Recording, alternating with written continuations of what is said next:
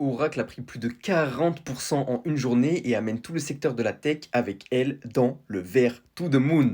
Je sais pas si on se rend compte, mais 40% sur une aussi grosse capitalisation, ça n'a pas été vu depuis très très longtemps. Et ça s'explique par des résultats exceptionnels que je vais vous présenter.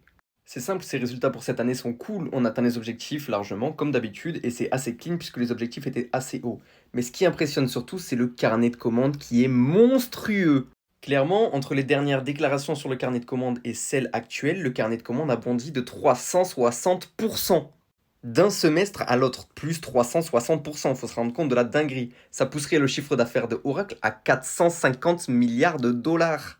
Et surtout, d'ici 2030, sur les données liées au cloud, donc sur tout ce qui va être de l'infrastructure cloud, on passerait de 10 milliards à 140 milliards en 5 ans. Fois 14 en 5 ans. On se rend compte de la dinguerie, ça fait x3 par an. Ça devient donc la 10e plus grosse capitalisation du monde avec 860 milliards de dollars de valeur d'entreprise.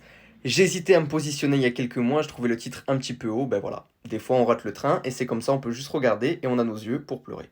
Non, plus sérieusement, il y a d'autres dossiers sur lesquels je suis qui performent très bien. Je ne suis pas déçu pour Oracle, justement, c'est très très bien ce qui se passe pour eux. À une valorisation un petit peu plus régulière et après une petite baisse si jamais il y en a une, pourquoi pas rentrer sur le dossier de mon côté.